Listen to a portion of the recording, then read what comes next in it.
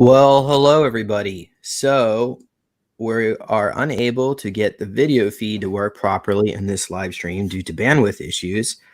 And we made a decision to go ahead and do this anyway without video. The only video that you would see at this moment would be my footage. So if you happen to do see video on here, that means through the magic of post editing later on, I will superimpose my footage back into this video at a later date once we take down the live stream and put up the hard copies. So with that said, we're going to go on with this live stream, and I have a amazing guest here to read a bio about. So we've got Bruce is with us, and Bruce was a U.S. Marine enhanced psychic cyborg super soldier serving or sniper super soldier in the secretive Black Ops Wraith group in the northern polar regions of Mars for MARSOC, which stands for the United States Marines Forces Special Operations Command from 2008 to 2017.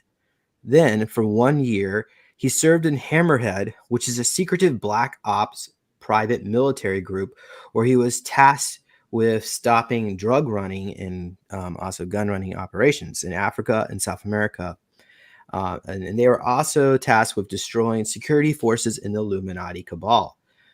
In 2019, he rejoined Wraith, again where he returned back to Mars to fight mostly against the Draco. In this interview, we will be discussing his experiences in chronological order to learn more about his involvement in the secret space program. So, welcome, Bruce. How are you? Hello, I'm good. How are you? Good. So, got some great questions today. Let's maybe start off with is there anything else you would like to add to that bio? You basically summed it up. Okay. Well, let's start off. We're going to do an overview of some of your experiences, but we could start with this. Which branch of the military were you in, and when did you enlist? And also, I guess when you left, I guess you haven't left because you're still active. So how would you answer that question? Right. So I was recruited into the Marines and into MARSOC, which is MARSOC's basically their center for their special forces groups. And the group I entered in are called, officially, their official title are called the Marine Wraith Snipers. They're like at the tippy top of MARSOC, and they're not publicly acknowledged. So the Marines.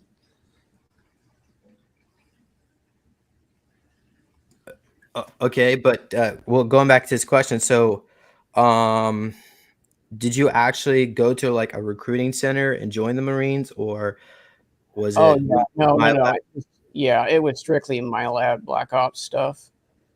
So basically, how my story got started was actually whenever I was a little kid in the 90s. I was abducted by Greys in the middle of the night, and I remember they took me through the ceiling and onto this ship that's like a saucer. It's like 80 feet across, like silvery. And I remember being on it, and I did see the Greys there, and I was on an operating table, but I don't remember being operated on, though. That part's fuzzy. And what's weird is, at the same time, I guess since I have precognition, I was able to see it first person from my perspective and also third person from outside the ship. It was actually in space above Earth orbit. It looked kind of weird. I actually saw the sunrise going up over the horizon and stuff like that. But anyway, the Greys that I did see were the usual typical little small ones. And I think, most of those are basically the cyborg kind. But I suspect, I had the feeling that these are actually the real deal. And they were just standing there in this room I was in, and it was basically like a large round silver room with some tables there that I was laying on one. And there are actually these porthole windows there, little round windows you can see out into space. and they just stood there. About 3 or 4 of them was sitting there looking at me in the face. But and then it kind of cuts. I don't remember anything after that. And then very shortly later, that's when the military abducted me through the MILAB program. And my first memory of that was, although it's been happening since I was a little kid, my first memory of that was actually a dream I had whenever I was like 14. And in the dream, I was laying in bed asleep, and it's the middle of the night, and my closet one door was open and one door was closed. And the closet door that was open was alongside the wall. On the surface of it, there was this large blue, like a portal that appeared. And I remember it was like it had different shades of blue, and it had like flowing streamers along the sides. Anyway, this guy came through, and he looked kind of like old, and he had gray hair, and he was wearing a suit. And he actually looked a lot like Ben Rich, the former head of Lucky Skunkworks. But he came through, and he stood there, and he looked at me. And then shortly after, another guy came through wearing camo and had some kind of assault rifle, and they just stood there and looked at me. And next thing I knew, I'm somewhere else. I'm in like a tunnel on this looked like a maglev tram system. And it's like I think it's like a silvery white. It's shaped like an angular egg, and it's had like seats in it. You can seat maybe 4 to 6 people. And it's maglev, so it's like floating above these rails, and it goes really like super, super fast. And then it cuts again, and the next thing I remember is that we were in some kind of underground high-tech military base, also known as a dumb. And it was me and a bunch of other kids were in this program, and we're doing, I remember like it kind of seemed like combat training using somewhat conventional weapons, but also it looked like these experimental sci-fi weapons. And we did hand-to-hand combat training too. There was also this girl there that I saw that had like dark brown hair, and she had telekinesis. What else? So were you on planet Earth at this point, or you don't know? Yeah, this was on planet Earth, way down at an underground military base. And how old were you in this particular experience? I think I would have been about 7 or 8, and when it got started. But in the dream, I was 14 at the time in this dream, but I knew it was going on since around 7 or 8. Do you think they genetically engineered you to be part of these programs? Like in Project, was it Moonshadow? I think that was Randy Kramer's connection with. Yeah, I think he was involved in that, but I don't think I was. I think that I was. I don't know exactly. I don't think I was genetically engineered, but I was cybernetically augmented right after I joined the program, joined Wraith. But anyway, getting back to what I was saying. There's also times when they would test us psychically. They give us these little magic cards, that have the signs on it called the Zenner test, and they'd say predict a card. They would also have us meditate all together in a dark room, all together, and we had basically this looked like purple crystals that were taped to our foreheads, and they would have us listen to isochronic tones at the same time. So what do you think? What do you think they were doing there with those crystals? Oh, there was just enhancing our psychic abilities and our potential. Did you actually notice a difference? Oh yeah. And what was the difference? Like, what did it enhance for you specifically? For me specifically, I have precognition, remote viewing, remote influencing, and I also have a type of precognition where it's like random. I can't really control it; just randomly happens sometimes spontaneously. But through enough meditation, especially with these crystals, they acted as an amplifier, and it would basically enhance our abilities beyond the uh, normal human range. Let's say that. Um, anyway, this older guy that I saw in this dream when they first picked me up, he was the one running this program, recruiting these kids to go into various different programs. And, I didn't really go through anything very abusive, so to say, but there was this one kind of like this buffed up black guy who was being kind of verbally abusive to us sometimes. And the older guy's like, hey, I'm not going to let you mistreat these kids or something like that. He got onto him like a number of times. But there was another time when But how were they mistreating the kids? Like, what were the he was basically pushing us a little too hard at the time. He was like, "Yeah, give me 50 push-ups, give me 50 more.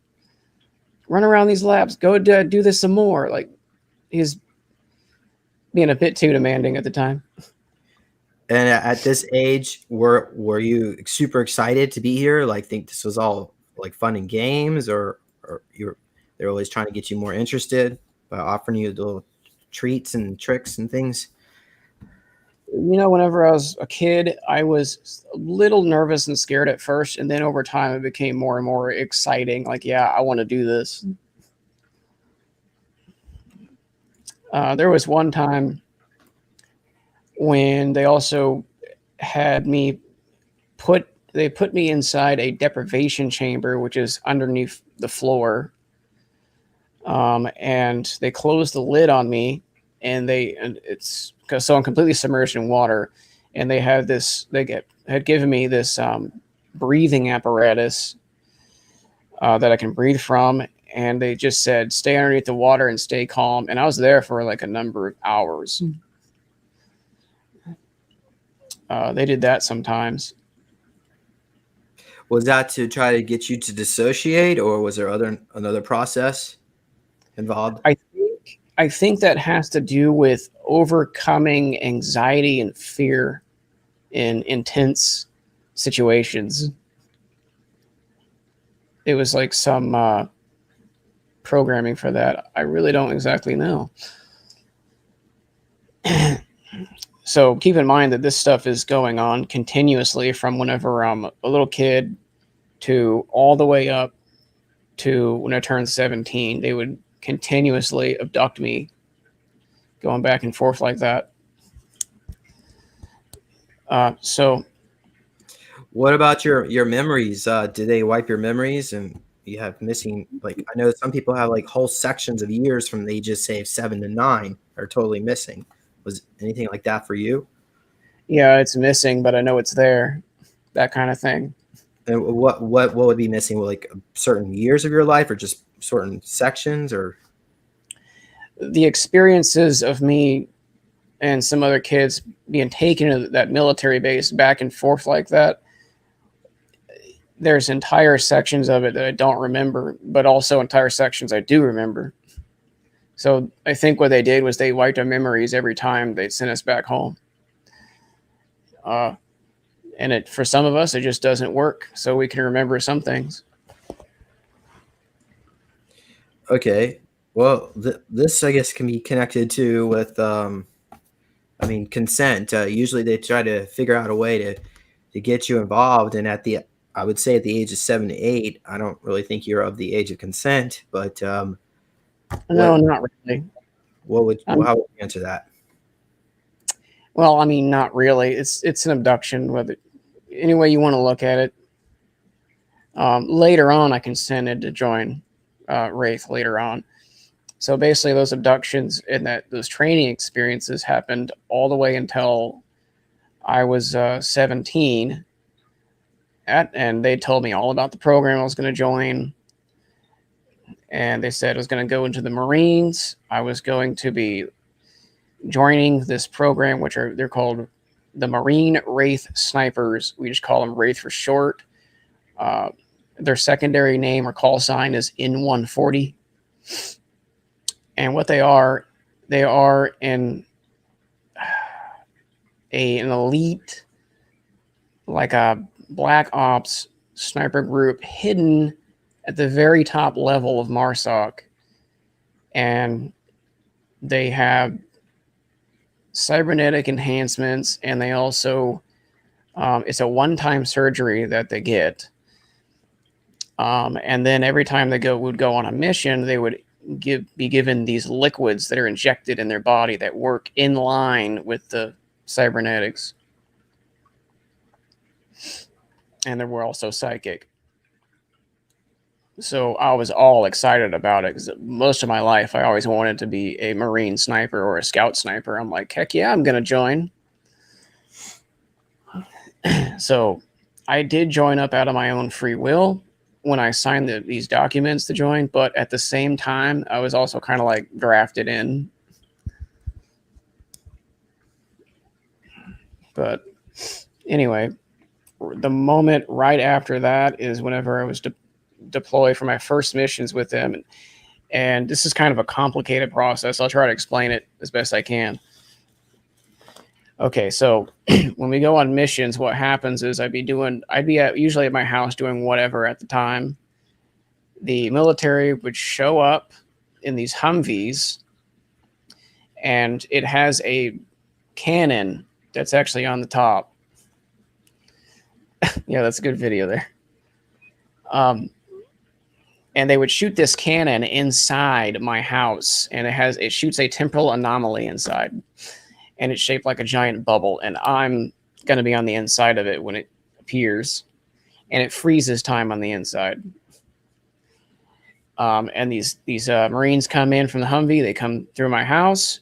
They do something. I don't know what they do, but they do something to activate me, which restores all of my memories and all of my skills, all the training in my mind simultaneously in one moment. They restore it.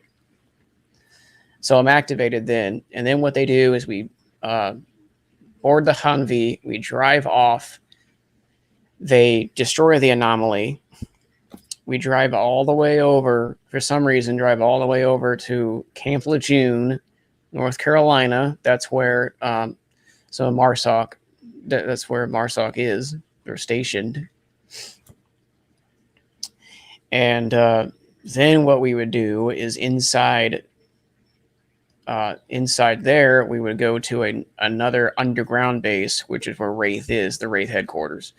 It's in a dome, of course, about 3 miles west of Camp Lejeune, North Carolina.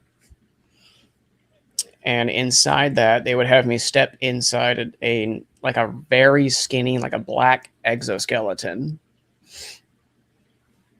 So I'd step inside this thing, and it would inject me with these needles in my arms, exactly where you'd put a normal needle in the vein. And they would inject me with this clear-looking fluid that makes me more compliant to follow orders. And then they would inject me with this glowing golden-looking liquid that makes me super fast and super strong. And these work in line with our cybernetic enhancements. So what those are,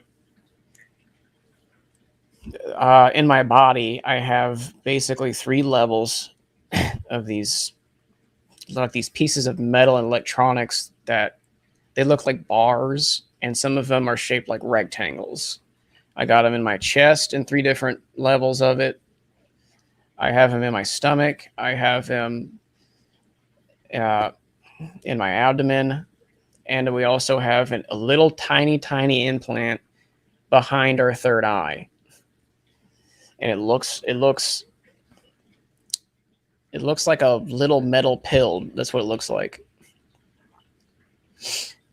And what that does is it enhances our psychic abilities. And these cybernetic implants also work in line with the liquids at the same time.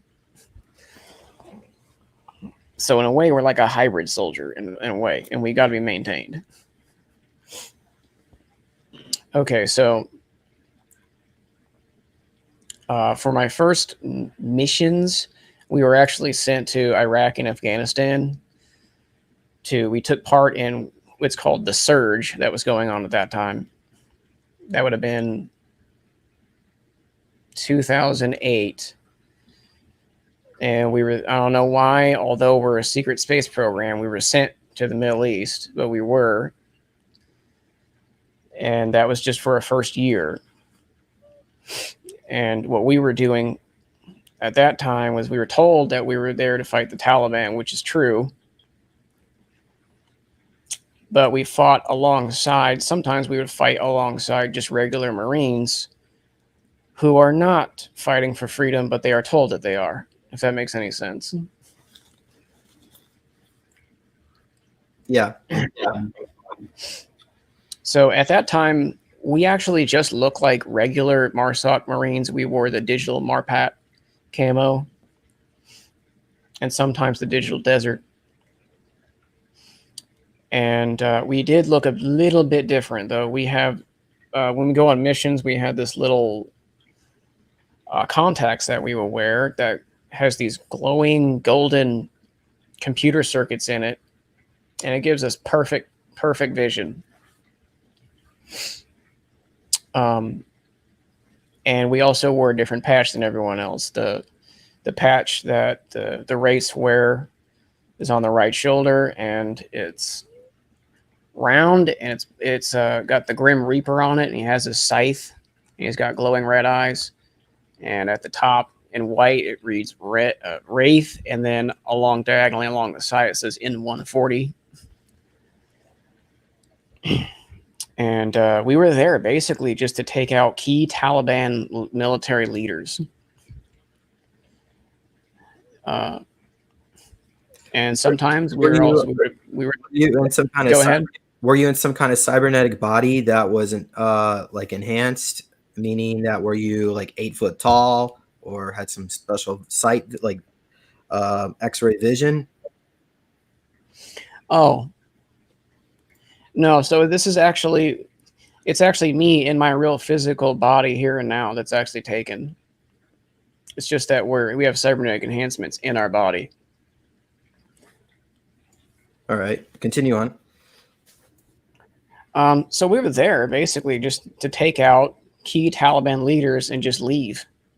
Because what we do, we specialize in target assassination and we're gone.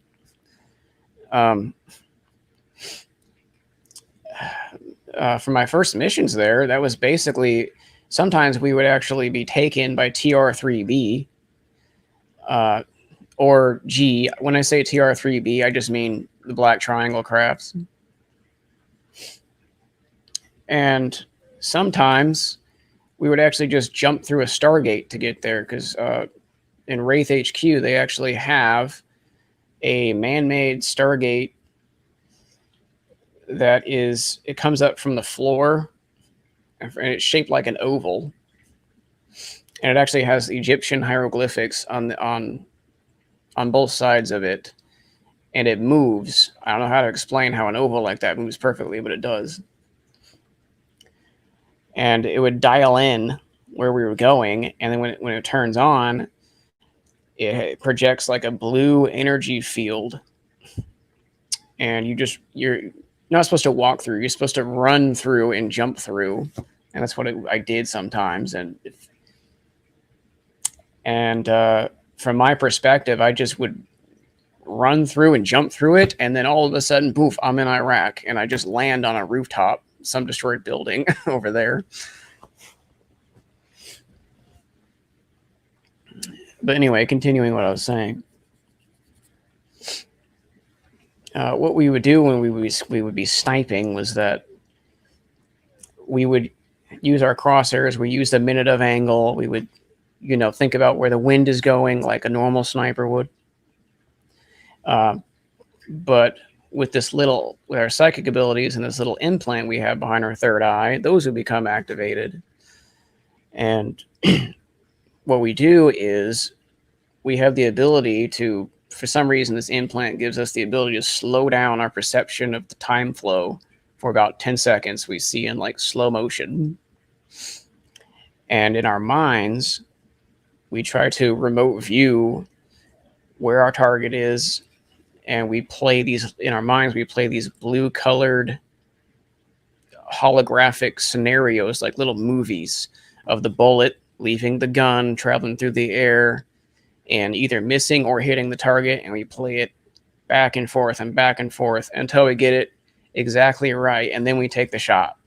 So it's to get exact kill shots.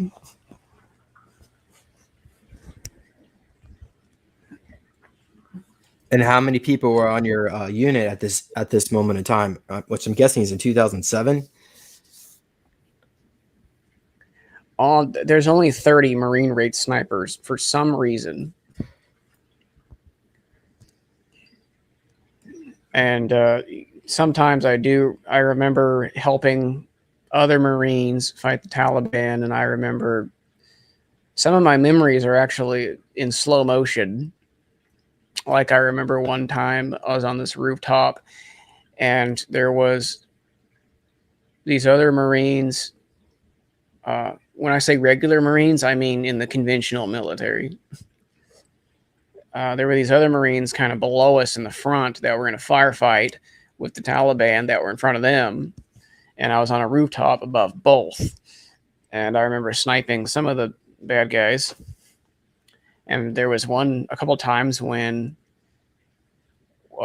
some of the guys were running away, but I remember it being in slow motion and me shooting him in the back of the head,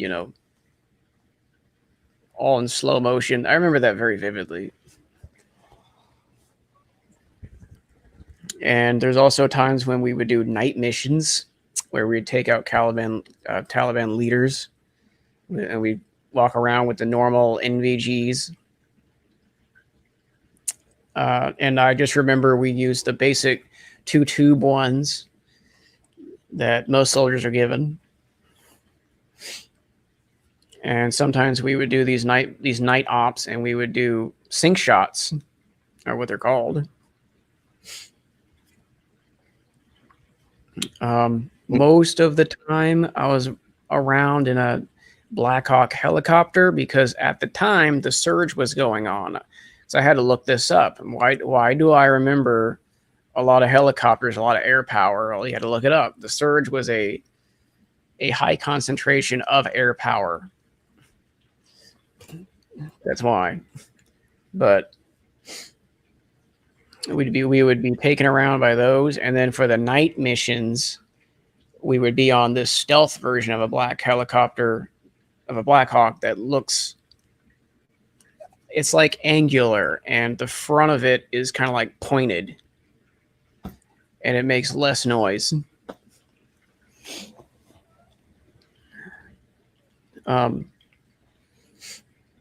Did you have the ability to see have X-ray vision? Were you able to see through walls? No, but for my contacts, though, what they do is they give us 20/20 perfect vision, and what they would also display like tactical information in like red and orange.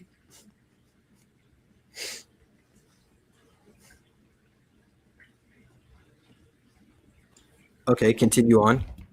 How about your weaponry? Did you have conventional projectile weapons, or was it rail or laser or phaser or something else? We just used conventional tech at the time, although it's kind of funny. We used conventional tech, but we actually had these blatant glowing golden eyes that did freak out some other Marines, and they were like, "Who the hell are you guys?" sometimes. So these other Marines were those that went through the traditional trajectory of joining the military as a civilian to become and they embedded you, the Wraith, with these traditional Marines. Yeah, they did. We were actually there to fight the Taliban, but the regular Marines in the conventional military were not. They're just told that they are. And can you give me an idea what year this might have been when you're fighting the Taliban? 2008. Okay. And how old were you, do you think, at this time? When I say think, 17. Okay. I was just wondering how they were embedding children, because sometimes they do. They embed kids up to 13, 14 years old on some of these Black Op missions. And I've heard of that. They're It more might sound ridiculous. Yeah, they're more qualified than the adults. But that might sound ridiculous to some, but there are actually like child super soldiers out there. It's freaky. All right. So I'm assuming you was there any times that you had missions that were actual failures that didn't go as planned? You lost people in your unit, or they just had to abort the whole mission? No, but there was one time when I nearly died. Lucky I'm alive. That was whenever there was a time in Iraq, whenever we found out that there was Russians in Iraq that were doing gun deals with Muslims over there, and they were giving them brand new, fresh off the line Russian weapons. And it was my group Wraith, some people in my platoon, and some regular Marines were tasked with storming into this building where this was going down at. And when we got there, it looked like a combination between a rundown warehouse and a rundown greenhouse. And so right when we got through the front entrance, some of my guys came through one after the other, and then some regular Marines came through. They went over to the left. I came through, and I went over to the right. I was by myself. And I saw this huge buffed up Russian guy standing in front of me. And for some reason, I didn't shoot him with my assault rifle at the time. And for some reason, I didn't do that. I was just acting stupid, and I just rushed him and knocked him down on the ground. And he grabbed his combat knife, and he went straight for my jugular vein. He barely missed me, and he got me on the cheek. And I have a scar to this day. If you can pull that up, I got a scar to this day. I wear it on my face every day from that. There it is. Can you see that? It goes from my cheek to my lip. Well, didn't they put you in some kind of regenerative medical healing technology, like a med bed or a tank, to try to? Not at the time. Huh. No, they didn't do that at the time. I learned about that tech later. But anyway, he barely missed me. He got me on the cheek. And in like a split second, in one motion, I had to reach down and get my combat knife out and stab him in the heart with it, and I killed him. And I guess we shot everybody else. And we stopped that from going on. So why would they use your physical vessel instead of projecting you into a clone body, like they use in some, like for instance what Kruger does? Because Go ahead. I don't really know how to explain that, other than saying that our group is sort of like I don't know how it's like we're a new and improved new kids on the block. We don't need to clone ourselves. And they could have just gotten rid of that scar. Would never have known about it, but for some reason they decided to let me keep it. What do you think of this? Maybe they left him keep the scar to remember your mistake, so to keep you on your toes, so you can remember not to do that again. Yeah, maybe. I don't know. All right. So we were in Iraq and Afghanistan. We went back and forth between the two different places sometimes. And then basically, that's basically what we did for the first year in the program in Wraith. So basically from the military would come to my place. We go through this whole process, with the anomaly, and then I'd be activated. They would take me to base. They would take me over to Iraq and Afghanistan, usually by a TR-3B or Black Triangle. And then when we would go back home, they would erase my memories, and then they would dissipate the liquids in my body. We would keep our implants, but they just dissipate the liquid, and the implants would just be put on standby.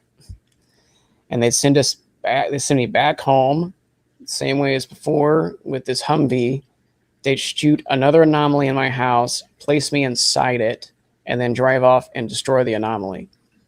So from my perspective, in real normal time, I would just zone out for a split second, and it would be like 15 minutes later or 3 hours later. Or sometimes I'd zone out for a second, and then all of a sudden I'm in a completely different part of the house. So when you're on these missions, how long are you typically are you in service? Like, for instance, in the secret space program, they would have a typical 20-year career return program. But in your case, I know I've already talked to Bruce, so I know the answer. But why don't you tell the audience the typical? Yeah, so we would be gone for, I would say, 4 to 6, maybe 7 hours, and then come back. And we would do a little bit of time travel. But for the most part, my experience is normal, like a normal standard linear timeline experience for the most part.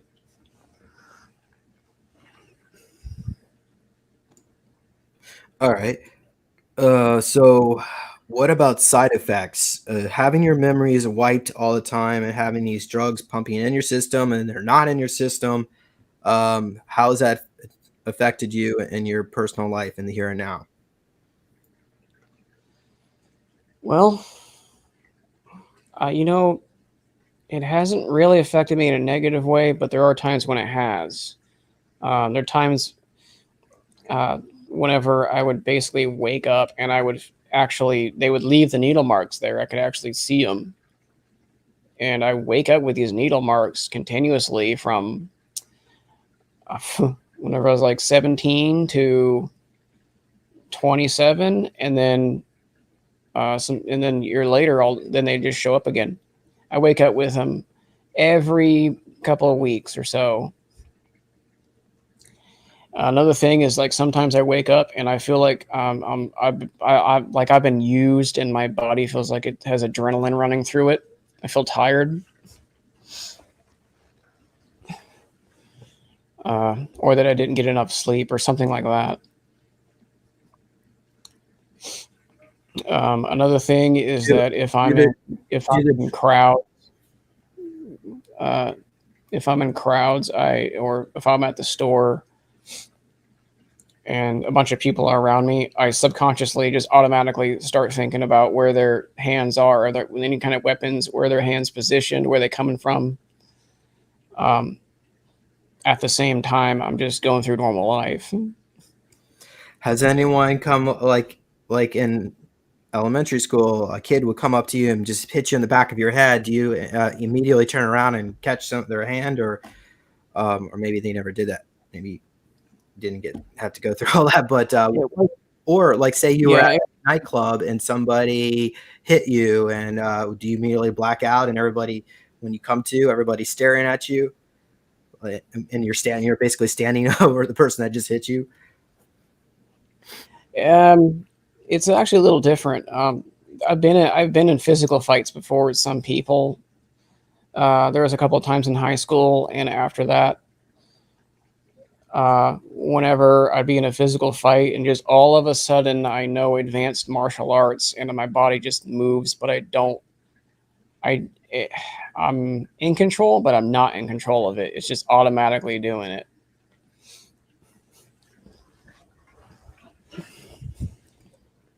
All right.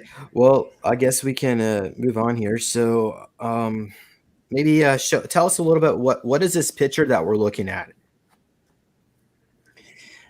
Oh, that's just basically my avatar I'm going as right now. I think that's the best suited one for me. Sorry, guys, I have to hide my identity. Is that what you look like when you're in Wraith? No, I actually sent you pictures of what my power armor on Mars looks like. I'm about to get to that. Which one? It's the digital. There it is, right there. Yeah. Go back one. There. Okay, so the moment I turned 18 is whenever we went out into space, and it was I remember it was in the middle of the night, and I boarded this. The military was there, of course, again, and I boarded this. It looked like a small stretched out pyramid that's laid on its side. It's all black. And you can step inside it. It only has room for like 4 seats. And there's a pilot in the front. There's no windows. It's all just screens. And this thing lifts up in the air, and it took me out into space above Earth orbit, and there is this massive ship sitting there at a massive space dock, and the ship's a mile long. I remember being blown away at the time, but like how big it is. And this ship is called the USS Vengeance. It stands for United States Starship Vengeance, and the Marines have it. And it's in a patrol group that the Marines have where they patrol between Earth and Mars, and they have hundreds of these ships. Can you go to that drawing I sent you? Yeah. Is this part of Solar Warden? No. I think Solar Warden's ran by the Navy. This is something completely different that is ran by the Marines, where they patrol between Earth and Mars. They have their own fleet. And this drawing here that's what the Vengeance looks like. It's like a rectangle, the main body, and it's got these wings that are structurally part of the ship that stretch way out. And the whole ship is a mile long. And it's all in digital tactical black. And it has windows, but most of the windows are actually just screens. And on the inside, it's also digital tactical black. It's got very dim lighting on the inside. It's like red and white lighting. And it has, on the wings, it has like rows and rows and rows of defenses, which would be bullet projectiles that it shoots. It also has missiles of some kinds and beam type weapons.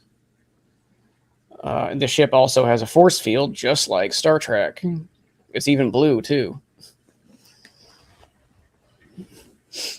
And on the inside, it's like I said, it's got very dim lighting. You walk around, there are a whole bunch of Marines there wearing, this is an important detail to mention, they're wearing the digital Marpat in green, and the higher brass are wearing digital tan. And this is the same way it is in the conventional military too.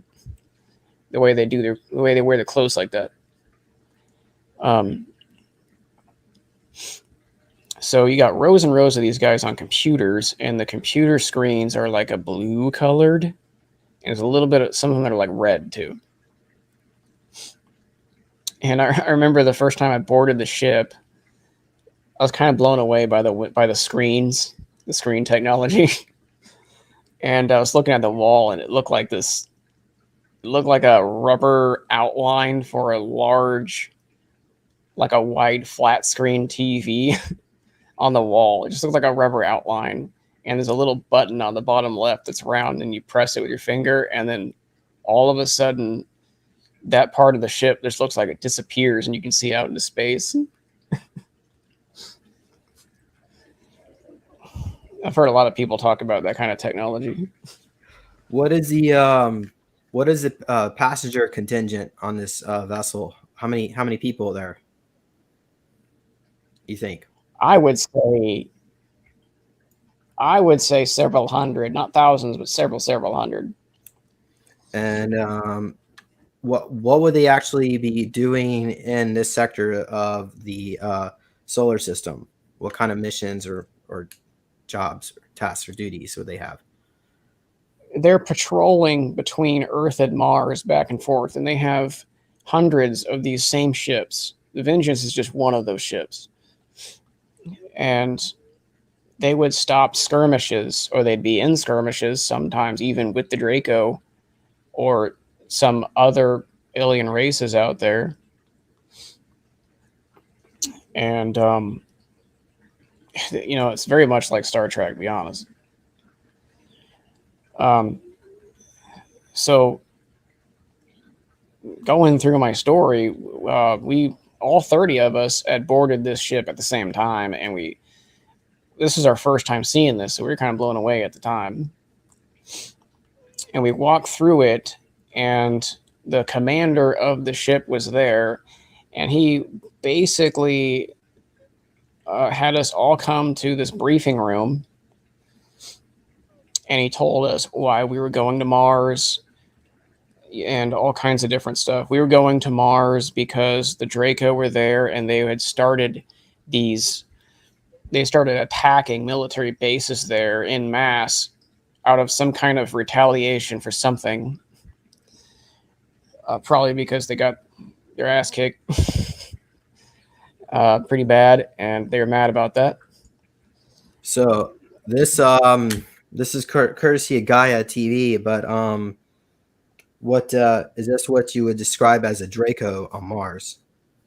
Is this what they look like? Yeah, that is almost exactly what I saw. What they look like, except that the ground and the sky is also exactly like Mars too. The Draco, they wear like this thick, bulky power armor that's like a vibrant green color. And some wear helmets and some don't. And the helmets they wear don't have glass in them. It's just screens for them. And I would have to say their face, their head looks very similar to that. I would describe them as, it's like an alligator head on a kind of human body, and it's all dark green.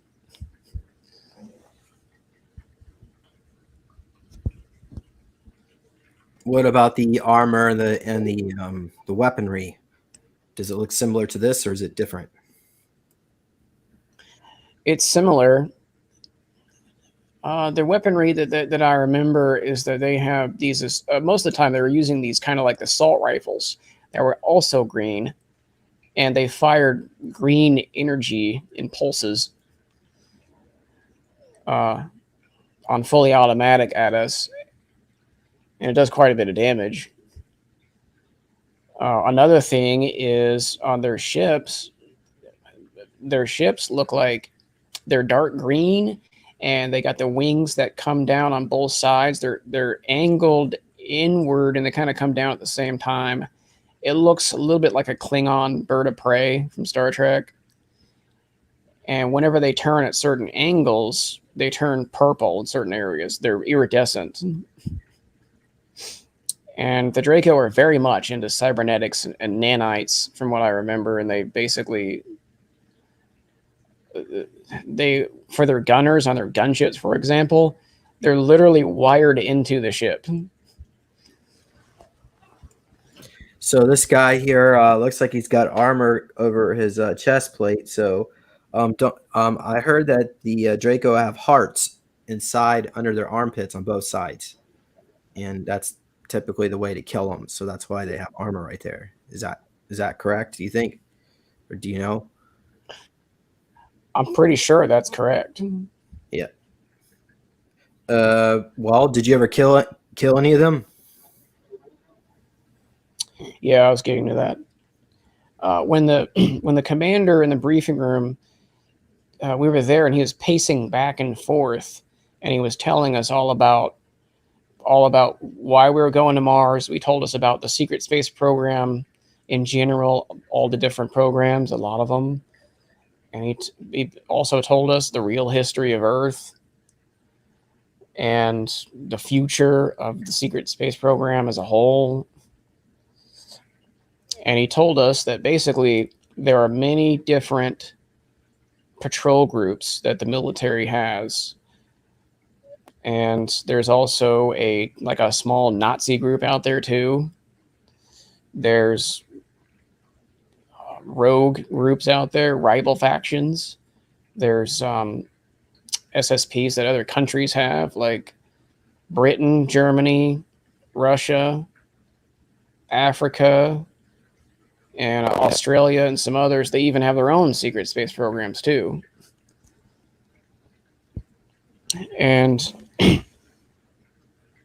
and then he, after he got done talking about that, he was showing us about different races, the main races that they were interacting with, and others. And I remember the room just basically went really dark, and there were these glass structures that rose up out of a platform on the floor, and it rose up. It's like a rectangle with edged angles. It's all glass. And then whenever it rose up to the top and stopped, all of a sudden, then it just like displayed a picture of some alien race, and then like text about it all in white. And he was talking about these different races and briefed us about some of them and others. And the main races that we learned about, they were the Alpha Draconians, the Greys, the Mantis. There was a type of, I guess it's a Nordic. There was, I remember, some human-looking race. There was also the Raptors. There's also a bat-like race that are allied with humans. There's also, I call them the Lyrans. There's different views on who the Lyrans actually are, what they are. But what I was showing was that there's a lion-like race that look humanoid, but they actually have a lion head on top, and they actually like a male lion with a mane and everything. And they're allied with humans. And then there's another race that are they're called the Canoeians, and they're like huge, buffed up humanoid dogs. And they look like a combination between a German Shepherd and a werewolf, allied with humans too. And they're usually always wanting to fight alongside us in battles with the Draco. Were they very loyal, like it would be in a pack of dogs if you had a bunch of dogs as pets? Yeah, so basically, they come from the Sirius star system, meaning the dog star. And they're like about 8 foot tall, really buffed up, very protective of humans. Many thousands of years ago, the story is that they actually saw how we humans were treating our dogs, and they actually share empathy with them.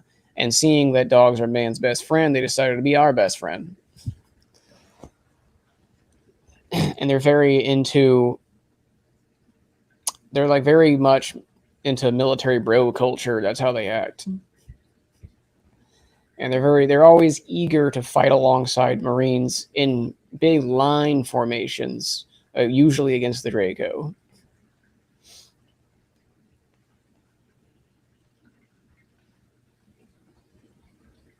Well, did you ever interact with any of the Canoeians yourself, personally? No, but I did see pictures of them and I read all about them. It seemed pretty interesting. And then there were a lot of other races. But those are the main ones that we're interacting with. I don't think that's all the main ones. That's the ones I remember. And then he told us about a whole list of other ones. And it turns out that basically our star system is surrounded by a huge number of reptilian races, and most of them are positive actually. And most of them are red colored and some are green colored. And there's also some gray type groups mixed in. So we're surrounded by these, by a number of these. All right. Well, how about we can? So at this point, are you with Hammerhead at this point? No, I'm in Wraith. Okay. And so go ahead. Go ahead. Yeah. Well, when you switch over to Hammerhead? I'm getting to that. We were sent to Mars right when we turned 18, right after he gave us this briefing. He also gave us a tour of the ship. We actually got to walk around and see the ship. We got to see the hangar. We got, with a lot of craft inside, we got to see the engine room, or the ship's drive. Was pretty cool. We were also given. Did it look like this? We were given this little, like a hold submarine. on, let me see. No, it looked a bit different. We were given these little glass pads that we could mess around with. That just looks like an ordinary piece of rectangular glass, completely unremarkable. And then whenever you turn it on, it just is like displays information in white, and you just scroll like an iPhone. And he's giving this tour of the ship, and in the engine room, or the where the ship's drive is, the ship's drive looks like a really tall black rectangle with some rectangles standing up alongside it.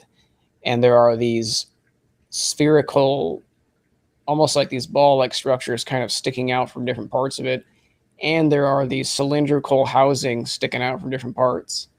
And then underneath the whole thing, there's a purple crystal that acts as an amplifier. And the ship actually runs on 0-point energy. And that's what it uses as fuel. And what it does is it reduces its mass to 0 or near 0. And it has some kind of special shielding over it.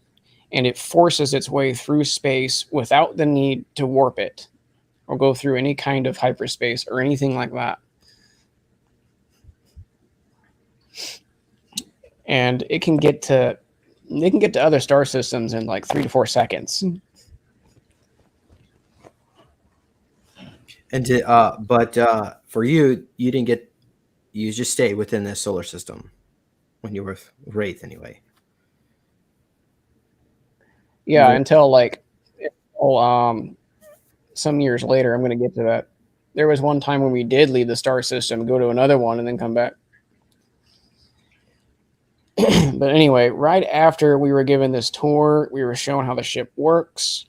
Then we were deployed to Mars. And so how we're deployed to Mars is, most of the time, if the Vengeance was in the general area, we would be taken there by these little transport crafts. The one I talked about, it's like a little black triangle laid on, or black pyramid laid on its side. That would take us to the Vengeance if it was in the area, and then that and the Vengeance would take us to Mars. Or if the Vengeance was not in the area, the transport craft would just take us to Mars. And whenever we got there, I remember kind of being amazed at the sky is not red like NASA wants people to think. It's like a deep blue. And the land looks kind of like the Arizona desert. And the planet is not dead like NASA wants people to think. It's very much alive. It's very much like Earth. There's wildlife and everything.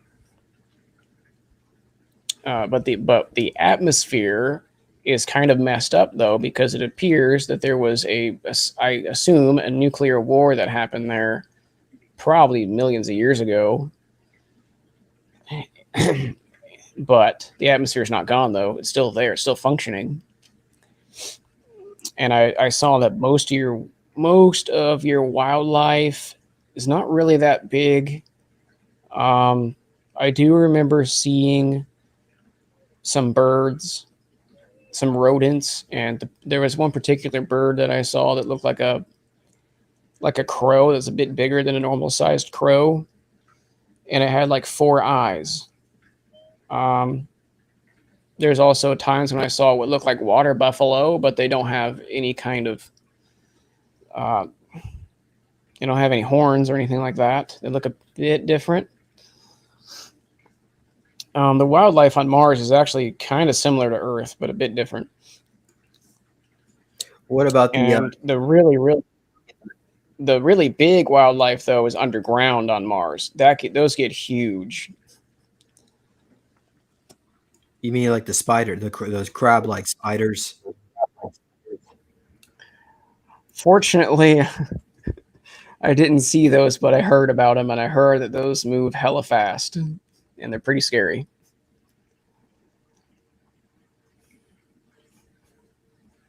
What about the grasshoppers that are the size of a van or bus? I think those are more in the equatorial region. I might have seen those. I think those are green colored, and they have a like a 40-foot jump or something. Are they carnivorous? I think they're omnivorous.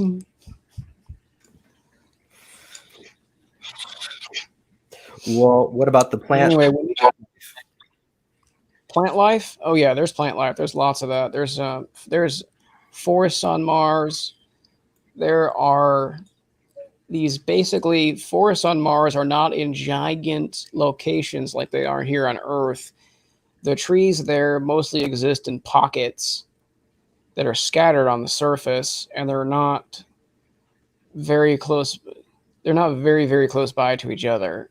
So I remember seeing some of the trees on there. They look like they're very thin, they're very tall, but they don't have a lot of branches. And the bark on them, it's very, very dark brown, almost black looking. And then there are also trees on there that are more closer together in packs, and they basically look like the branch structure is like a giant mushroom.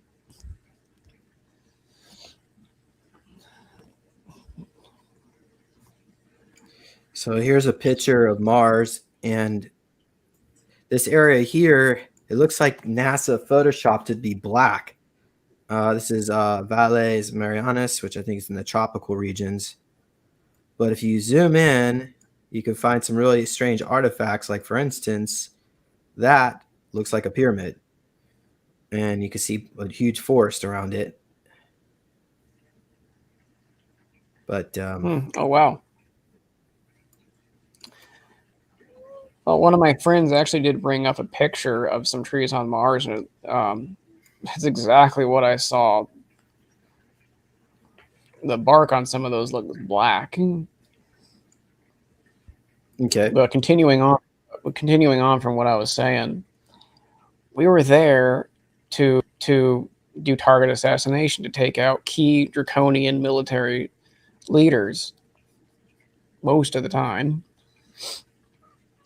And there was a lot of commotion, right? Whenever I sat down on base, there was a lot of TR-3Bs flying in and out all over the place, different bases. And I think that's basically everybody in the secret space programs uses that.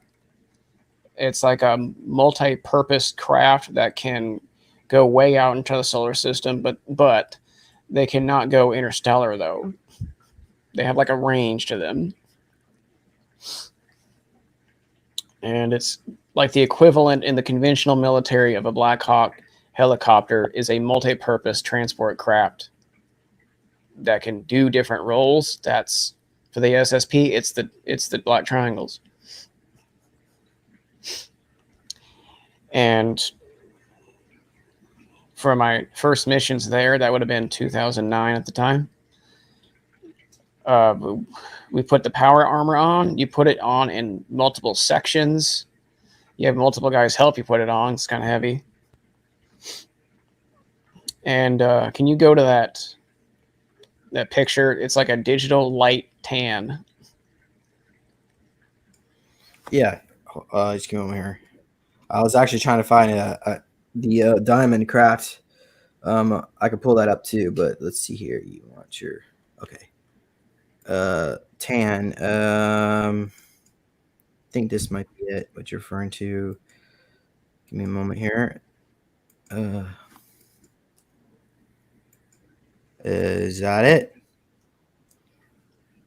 That's exactly it. That is pretty much exactly what my power armor looks like. It is in digital light tan.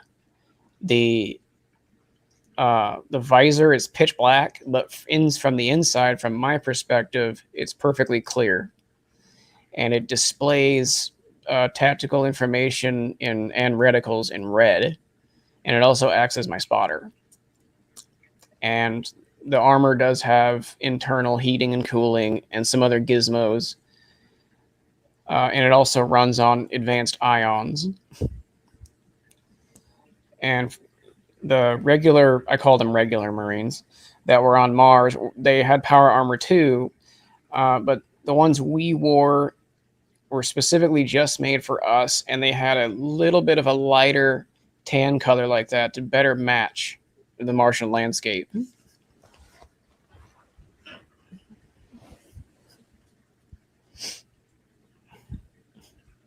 And yeah.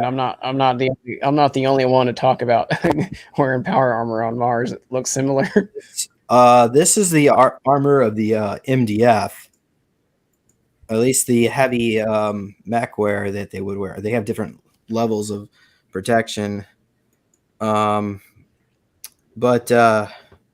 you actually had an encounter. I mean, I guess they embedded you with the MDF at some point, which is, by the way, is the Mars Defense Force, and that works with the Germans that occupied Mars. I would say going back. How tall is that? Well, these guys are about 7-8 foot tall. Did you ever encounter any of them? I encountered one that I'm going to get to a little later. Okay. So I'm trying to go through this as in the best kind of order that I can. But we were, so there are 30 of us in the program. Because the visor also acts as our spotter, and we also have psychic abilities, our platoon size is not as big as, for example, in the conventional military, the scout snipers, for example. It's not as big as that, and we don't need really any spotters that much because it acts as my spotter. And my first memory I have of fighting the Draco on there, it's very vivid in my mind. That was first year I was there. I remember being on a rooftop, and that looks almost exactly like the transport craft. Yeah, my German is not so good, but the Dynamite Tosh bomber, Stuka drive bomber. Well, just imagine that, but it's kind of like featureless, and it's all black, very, very small. It only fits like 5 people. Okay. So anyway, for my first memory, though, very vivid memory I have of Snipeco is whenever I was on a rooftop there on Mars. The sky was blue. The ground looks like, the Arizona desert. There's a soft wind that's kicking up the sand a little bit. And there's a valley in front of me. And there are U.S. Marines in power armor, in combat, in a firefight with the Draco that are in front of them. and the guys are dying on both sides. And I'm there from a distance on this rooftop, picking off the Draco in the back from a distance, one after the other. And my sniper rifle that I use looks kind of like very similar to the Barrett 50 M82A1. It's a little bit bigger though. It is all black like that, and it fires a slightly bigger round that has a black casing. And what it does is whenever it hits the target, after it penetrates the skin and gets on the inside, the top layer of the bullet comes off in sections. And then it creates a shockwave effect. It's causing like massive internal damage. And this specific sniper rifle was specifically made just to kill the Draco. So it kills him in one shot. And there's a number of these experiences I've had on this, sometimes on the same rooftop, and sometimes I'm laying on the ground prone doing this. We'd go out there past enemy lines, like 30 clicks, doing recon, and we would take out Draconian leaders and then just head back and leave. How we were transported most of the time was actually by these little green helicopters that, you ever seen that movie Avatar? Yeah. The helicopters that the U.S. forces are traveling around in, they have the two little blades on the sides. It looks almost exactly like that.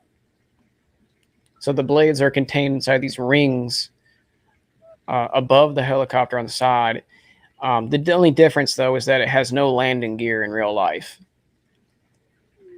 I assume that's anti-gravity. And that's how we were transported around most of the time and just dropped off to do recon and stuff like that.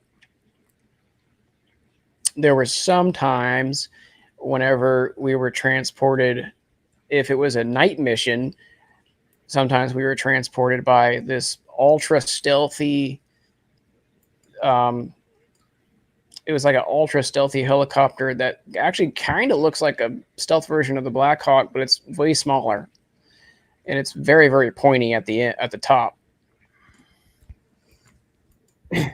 And on the front end, it comes right almost to a point, and it moves through the air, creating almost no noise. Let's see. We did do some night ops when we had to take out some Draconian leaders, and my visor can toggle between light and night vision. We just had the Mountain Dew green night vision. And there was I remember one particular memory when we had to take out some Draconian leader in the middle of the night, and we got up right up close to this little base, looked like a little outpost that the Draconians had there. And there was a window there, you can see through it, and there were 3 Draconian leaders there. They were not wearing helmets, it's pressurized, and there was 3 of us there, and it was like in the middle of the night, and it was raining and stormy at the same time, it was like windy at the same time, and we all did sync shot, which is whenever you all pull the trigger at the exact same time, and all the guys are taken out at the exact same time. There's no one noticing. And we shot through the glass and killed them all. And then we left. I remember doing that a few times. There was another time when they had me do remote influencing assassinations, and I was at a little tiny outpost. And I remember lifting my hand up into the air and balling it into a fist, and then bringing it down towards the ground and letting my hand go. I don't know why I did that motion, but I did. And then I saw that there was a Draconian general that I had just killed through remote influencing. I made him shoot himself in the head with his sidearm. There's another time when I had gotten another general kill himself with a large green combat knife that he had. And for some reason, there was also a draconian politician that I had him kill himself that was there. Well, did they ever try to do that to your team with their psionic abilities? I don't know. That's the thing. The weird thing is that you can look it up. Snipers actually have the highest mortality rates. We're killed off more than anybody else. But I was never shot or anything like that. I was far away from. We were far away from our targets. But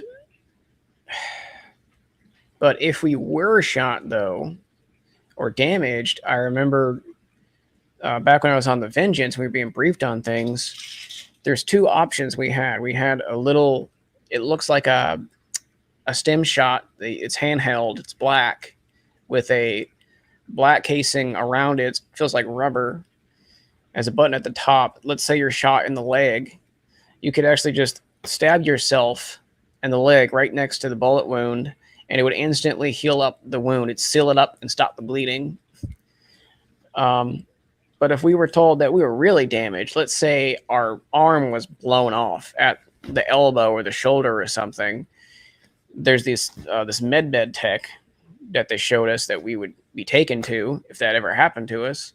It looks like a bed that has these large blue gel packs for padding on it, and then laid on top of that is a transparent sheet of some kind. And what you do is you lay yourself down inside this thing, and your arm, it would heal your arm. It would basically project a orange colored, gridded, like a hologram of the part of your arm that's now missing. And it would regenerate your arm in like 3 to 4 hours. Yeah, that looks similar.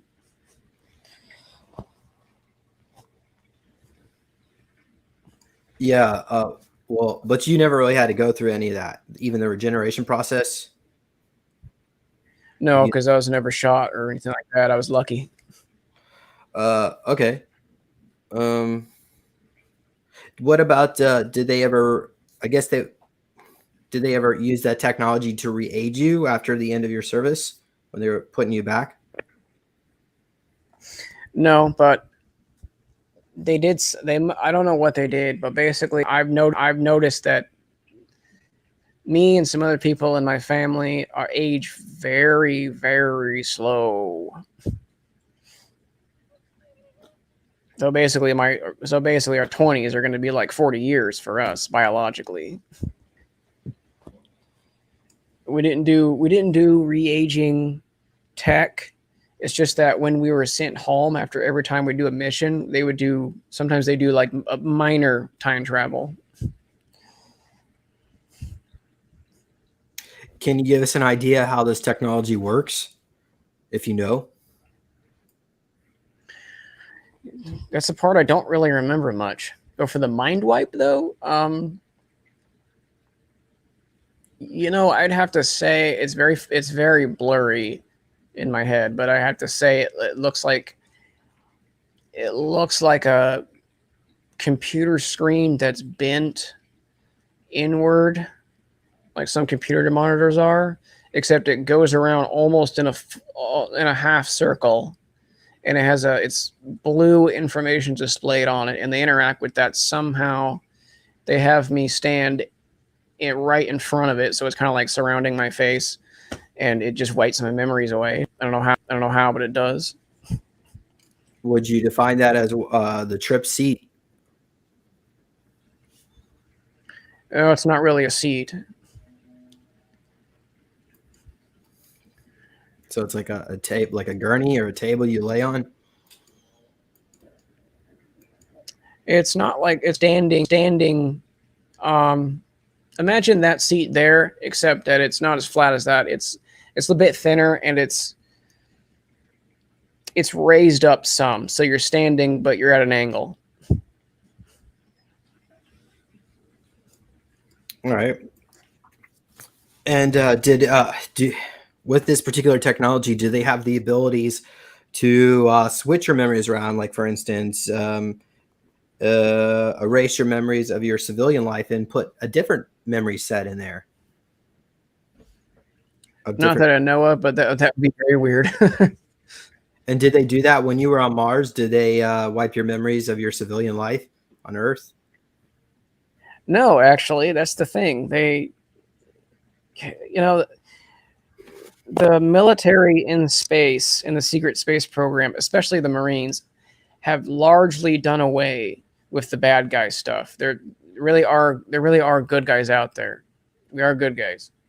And they're very against abuse of any kind. The Marines are. And so what happens is every time I get activated, they come to my house and they, with that bubble, and they inactivate me. All my memories are restored. All my memories of me in the SSP and all my memories of my civilian life, it's all in unison. So what about you in the here and now? Do you want to access all these memories, or are you satisfied with what they've done to you? Keep it hidden so you don't have to deal with the trauma of remembering? I want to remember more. I'd like to remember it all. I do have a lot of recall, but I don't remember everything. All right. Well, so do you want, where else would you like to take this conversation? Do you have, well, how about, do you have, I'm not done with. do you have any information on how the wiping technology works? I don't exactly know how the mind wipe tech works, but I just described it. Imagine that in the picture right there, but it's got like a dark gray, maybe a black, and it's a bit thinner. It's raised up, so it's almost like you're standing up, but you're leaning into it at an angle. And there's computer screens that surround you. They surround your face, and then boop, your memories are gone. In the here and now, is that affecting your ability to remember things like I don't know, phone numbers or friends or names, places, dates? No, it's not really interacting with my normal life. It's just my secret space one. Mm-hmm. Okay. All right. So anyway, continuing on from what I was saying, we were on Mars for 8 years. That's me going back and forth between Earth and Mars multiple times. I'd say I'd be on a mission for 4 to 6 or 4 to 7 hours most of the time. It's not like a clock in, clock out, set in stone kind of thing. It varies. So there are other things that I saw there. I did describe it earlier. I did see the Draconians. I saw what they look like. They got the green power armor. They're like around 7 to 8 foot tall. The Draco that I was fighting, they're basically the normal Draconian foot soldiers. They're not the higher ups. And this is the science class. Those guys look similar. Yeah. Green. Except they don't have a tail like that. But the green's about the same color, a little darker. The Draconians basically have a caste system that's shaped like a pyramid, from what I was told. At the very top of that are the white royal Draco, and they rule over everything else in their society. And they're like 14 feet tall, 3,000 to 4,000 pounds. Really psychic. They're white, and they do have wings that are like a bat, kind of. And the guys I was fighting was just the common, most of the time it was the common foot soldier that they have. And those guys are dark green, 7 to 8 foot tall. But there are many different Draconians in their empire. Yeah, so like these guys here from Ken Bakeman. So we got the white Draco. Well, it's not exactly accurate, but the guy on the far right, the wings are on their back, actually. Okay, so not like a Batman, but more like a wing. Yeah, Okay. the guy on the far right there is similar to a right royal, and the guy right next to him in green is very similar to the common ground soldier. Hmm.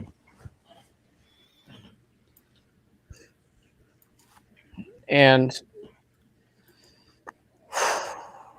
as far as trauma, I don't really think I have trauma per se, but I might, because I did see Marines die in combat, both whenever I was in the Middle East and whenever I was in Mars. It was pretty brutal. I remember whenever I was in this valley that I was seeing, and the Marines and the Draco were hand to hand sometimes. They'd be shooting at each other, guns blazing, and just run right into each other. And I saw them engage hand to hand. And what's weird is, although the humans were just normal sized, although in power armor, they're normal sized. What's funny is the human Marine power armor is a little stronger than the Draconian. They were actually lifting the Draco in the air and throwing him on the ground. But And these, but I did, unfortunately. they're about like 7-8 foot tall, or are they bigger? The Draconians? Yeah. The Draconians are mostly 7 to 8 foot tall. Yeah. And you guys were in your normal body there, but there are some super soldiers on Mars, at least in the Kruger division or MDF, that are 8 foot tall, 7 to 8. They enhance. Oh yeah. See, us Marine Wraiths, we're just one program, just one kind of super soldier. There's many different kinds, and a lot of them are in the back programs. Some of them are cloned. Some of them have it where basically it's this weird thing where they fracture their soul and put pieces of it in clones.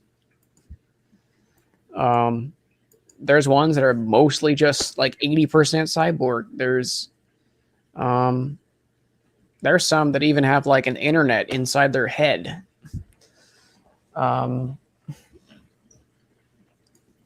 There's another kind that's like, they're called Gentins, that are basically, they wear like I assume I get an image of like a black skin tight suit that they wear, almost like a smart suit. And these guys are so cybernetic and so connected to AI that very little of them that's human is left human. And if they were compromised or they're about to die, they actually have a charge in their body. They can just destroy an entire planet in a massive explosion.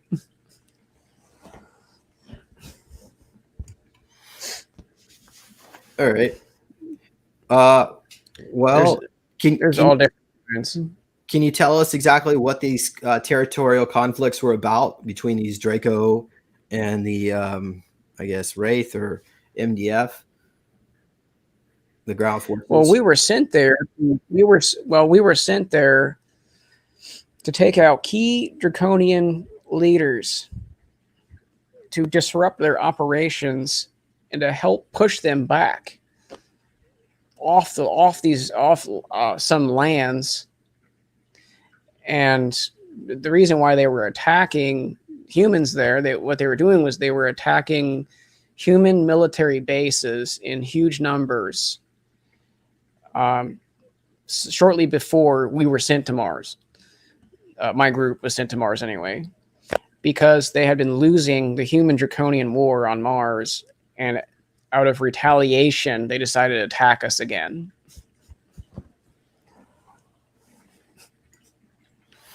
All right. Well, so what happens then? What about the well, do you like them too? What's that? The antids, the ant-like creatures. I might have seen. Yeah, I might have seen them. I do have a memory I'm not exactly sure about. It's a bit blurry, but there was a time whenever I remember I was walking around on the surface of Mars and I saw this big sand dune in front of me, and over to one side of it was what looked like a combination between a praying mantis and an ant, and it was dark brown with black tiger stripes on it, and it's kind of tall. And then on the other side of the dune was what looked like a tall rock reptilian kind of race, and it had like blotches of color. Yeah, that right there looks very similar. It's a little bit darker than that. And I think these are the native races that are on Mars, actually, these two ones that I saw.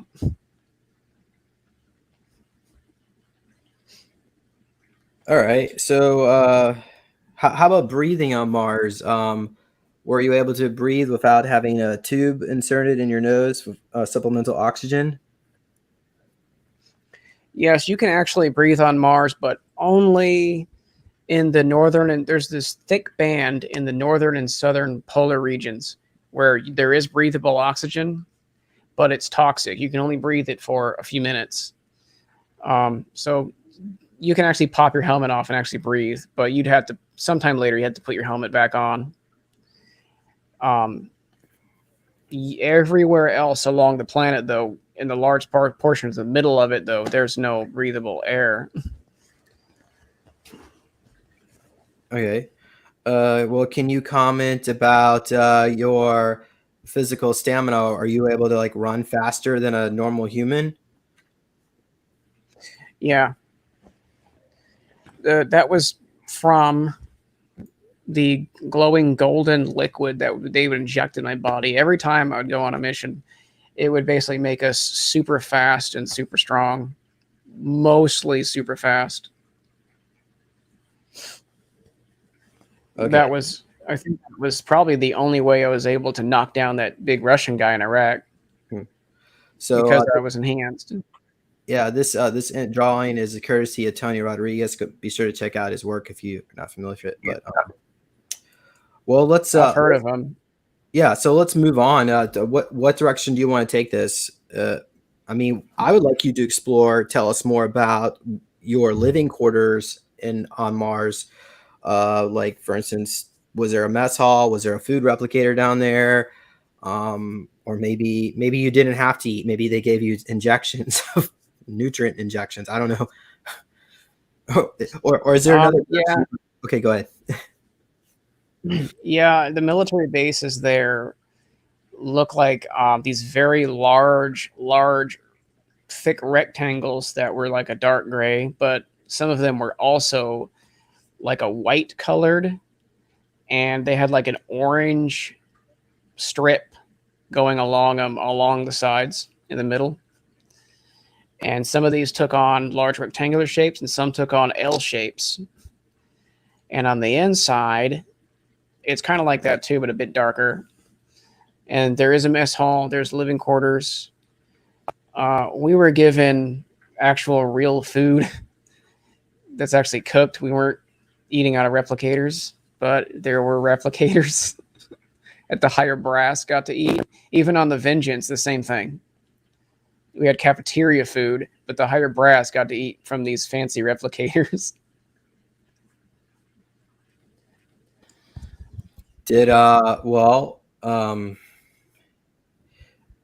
did you, as far as like a replicated, I think in the mess hall they had Tang.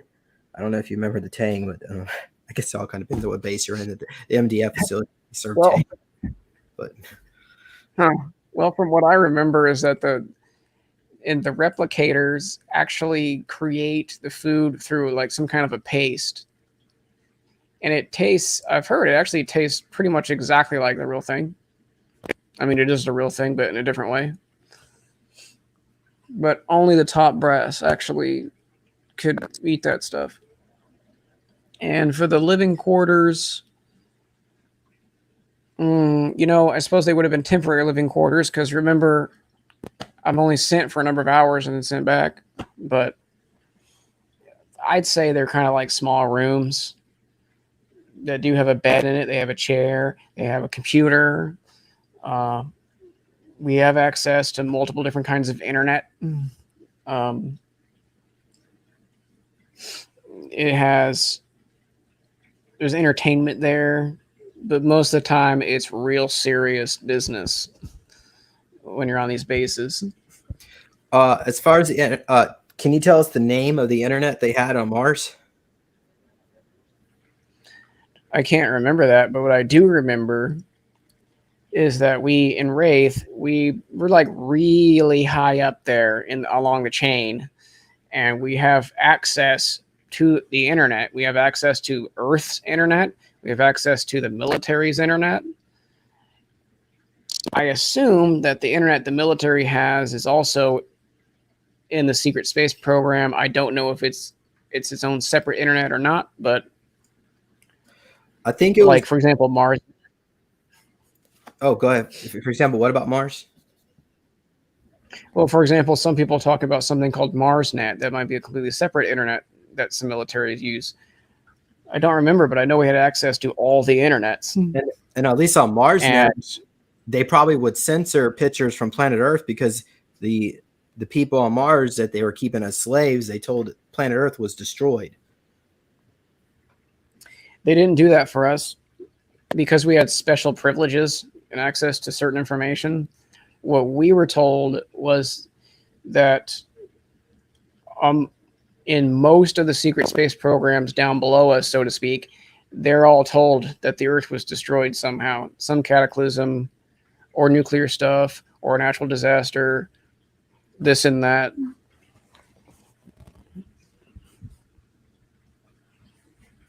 Well, when they embedded you of MDF, I mean, I guess they instructed you not to mention anything about planet Earth, where you're from, where you live. Well, I really wasn't embedded with them, but I didn't really serve with them. But there was one time, getting to the guy I saw, that was kind of weird. There was one time I was at some base, and the doors were open, gates were open, and I was standing there in my power armor. I remember I had taken my helmet off for a breather real fast, and there was this guy next to me. It looks a lot like your clone Reinhold. He's very, very tall, and he's not wearing power armor. He was wearing this thick white body armor or battle armor, and one of his eyes is all cyborgized and it's like glowing red. And what happened was that we were standing there, and the Draco in like a large group had tried to storm the gates, and me and him were standing there side by side with light machine guns, and we just repelled them back, killed most of them, and the rest ran away. And I just looked at this guy. He was like a giant to me. He was like 8 foot tall or something. And I'm like, thanks. And he's like, yeah. And he's we talked for like a second, and he said that he belonged to some group called the MDF. I didn't know what it was at the time. He didn't talk much, but when he did talk, he had this very low, like electrical sounding voice.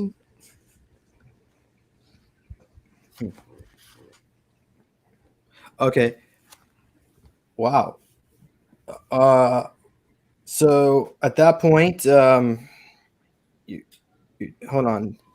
Actually, this is a food replicator drawing here. This is from New Skin. So just, I don't know if anybody want to. I don't know if you want to comment about it or not. I guess we can move on. Did it look like that? How about that? No. Okay. All right. Well, what about the language you spoke? Were they speaking English or in German, or maybe it was a little bit of both? We just spoke English. Okay. And what about the Did you see any flags around the place, like American flags or German flags, or maybe it was this hybrid between? Yeah, on some Marine bases, I did see the American flag and the Marine flag. Did it have the gold fringe And around what's weird is the flags are actually mostly inside instead of outside. Okay. Holy moly! I just realized we are almost almost 2 hours into this. Time is just flying by. I got a lot. Okay, we'll have to bring you on again. So why don't you just finish this one section here, and then we'll come back and bring you on to another show for more information. Anything else you'd like to share about this specific thing? I could actually finish my experiences today. Okay, sure. Go ahead. So I'm almost done. So basically, there's other things I saw too. Like I actually got to see another craft that somebody has, and it was like a big giant drone. Looked like a big flat. It was like a big fat white plane in a way, but it had no windows or anything. This is big giant drone slowly circling in the sky in different parts of Mars, searching for targets. There's a couple of times when I was walking around and I actually saw these mechs that the Marines have and the Army has, and they look kind of weird. They look like they're very, very huge. They're brown. I wonder if you can pull up images I sent you of them. And they, the front of them, the head, if you will, extends forward, and they have like a line that's glowing red for the visor, and the arms are like partial arms that form into guns. And what's weird is they make no noise when they're walking around. And I just remember thinking that they look creepy. That's the closest thing that I could find that looks like them. So were these? I only saw a few times, but yeah. These were the Marines on the U.S. side. We had these guys, these mechs. The ones that I saw were ran by the Army, but I think the Marines have the same ones too. I only saw them a few times, but they're pretty creepy. Are they full? Is it like a full robot, or is there a human operator in there, or even maybe a biological? Like they stuck a brain in there, a human brain. So it's manned by a crew, and it has an entire bridge inside toward the top. Well, I mean, how big is this thing that we're looking at here that you remember? Oh, well, you got to keep in mind, I'm like 5'9", almost 5'10". Yeah, technically a little taller than normal, but this thing is like 50 feet away. When I saw them,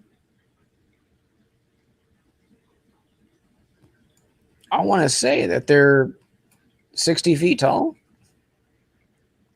And are in the Star Wars series, the movies, the AT walkers, they show them really slow.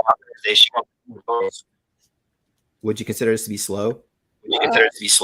I'd say these ones that I saw they're not actually slow, but they were kind of slowly moving, but they actually had the ability to go pretty fast, and they have no noise. They might have like some sound dampening technology or something on them. But you would probably feel the vibrations. Yeah, you'd feel it.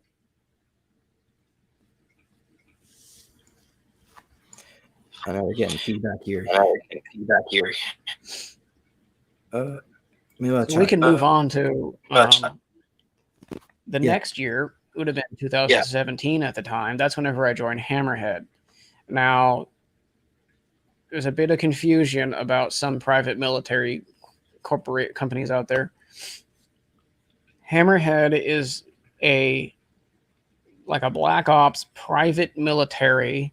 They're not contractors. They're literal, like a mini military embedded inside America. They do their own thing. They follow their own rules, but they are good guys, though, thankfully.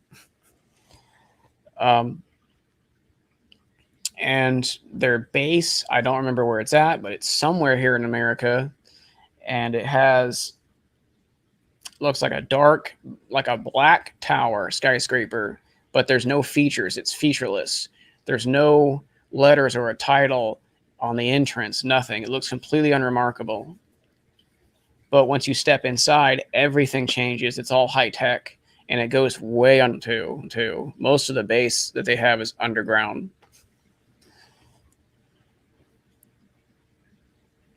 Yes. Yeah, that picture there looks exactly like the mix. Yeah, we're still getting feedback. Mute yourself. Talk. How am I now? Okay, I'm gonna mute him while I talk. So, yeah, I think if you were to log it back out and log back in, but either that or we could just go ahead and we can call it quits.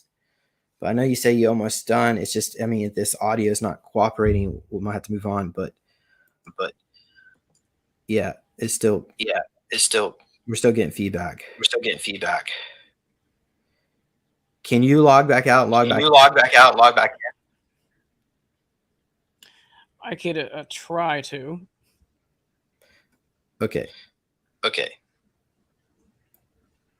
Let me try this for a second. Oh, right.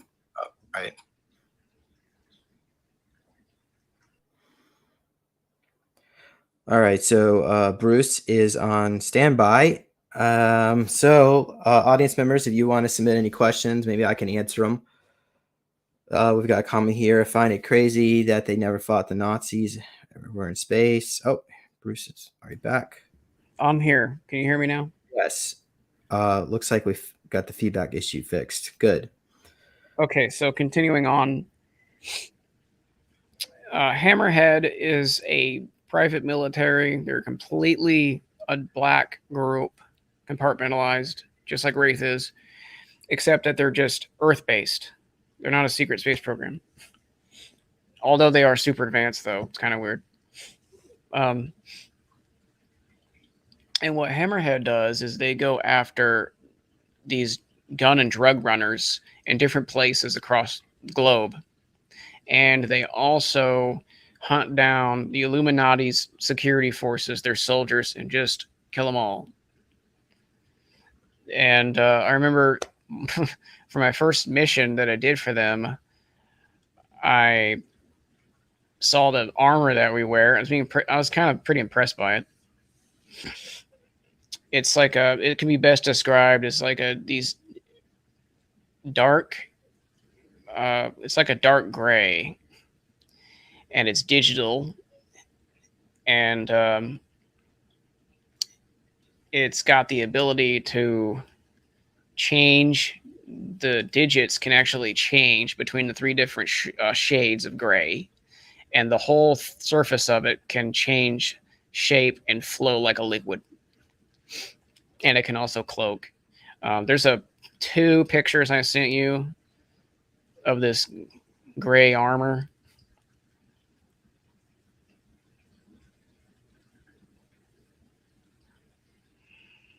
Pulling it up now. Hold on. Okay. It's like gray armor with glowing red freaking eyes.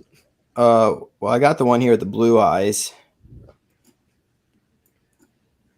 But we can move over to the red eyes. Is that it? Or that's looks like orange. Oh, are you sure it had red eyes? Yeah, you just had the first one that pulled up. Oh, okay, this. But okay, so it's like this, but with red eyes. Yeah, go back 1. Him? There. That's it. That looks almost exactly like what it looks like. and the whole surface of it can change and flow like a liquid. And it can also cloak and turn invisible. Now, the eyes, you see, the visor, those actually, they project. You can actually see visible light, infrared, night vision, and this weird type of X-ray that it looks like, if, for example, if you're in a building at night, all the walls would show up as different shades of blue, and any people there would show up as this yellowish green, very intense green. And for my first mission there, we went to Chile to stop a cocaine running operation. And I remember we got up to the rooftop, and when they do all their missions, they travel by the specific kinds of helicopters that, again, they look like Black Hawk helicopters, except they're very small and they're very angular. They're all black. They're unmarked. There's no way of identifying who they are, what they belong to. And when the blades are fully going, it's fully on, you cannot hear them. It makes no noise almost. And the whole thing can turn invisible too. It can cloak. Anyway, we boarded this helicopter. We went to Chile. We arrived there in the middle of the night, and the helicopter on the back of it, in the bottom, has this rectangular section, and that's where the cargo is, and that's where we're at. And the helicopter doesn't actually land.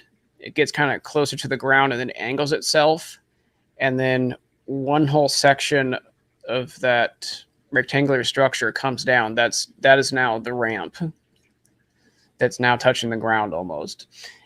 And I remember I was kind of gung-ho about it, and I was not wearing my helmet at the time, and they had me lead the squad in, and I came down off of the ramp, and we advanced forward towards this building complex where these guys were making cocaine.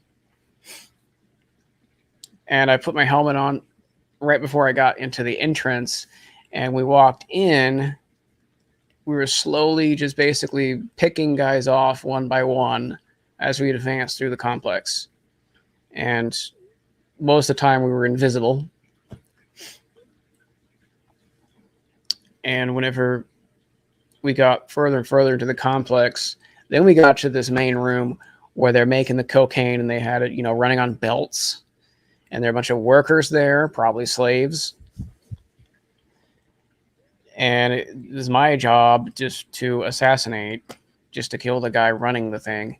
It was this guy who was in the middle of this room, and he was in some business suit, some black guy. He's very thin. He was in a business suit, real arrogant. And I just lit him up with my assault rifle. That was just my job.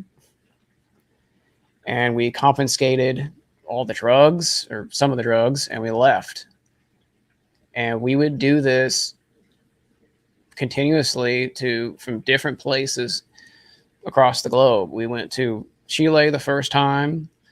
We went to Africa once or twice. We went to, let's say, Russia one time. We went to Russia. And whenever we were there, we actually took data from them that we stole off of some supercomputers that they had, and we stole it and we put it on this little advanced USB stick kind of, and then just got the hell out of there and left. We also went to Australia one time.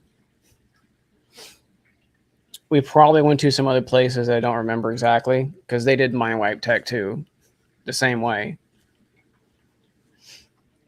And there's also times whenever we would go after and we would just kill the Illuminati's security forces. Those are mostly in South America, from what I remember.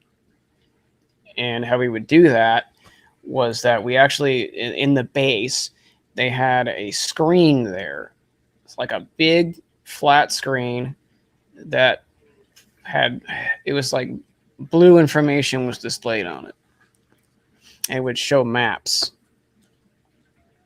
or like simulations, and through remote viewing, I would point out where some of these bases are, where these security forces, the bad guys, are stationed, and it would show up as a blip on this map. And then we had ways of verifying it too. We had a little teeny tiny silver sphere that's like a drone that would fly over to these places super fast and record video or take snapshots and then come back. And then after it was verified, then we would leave.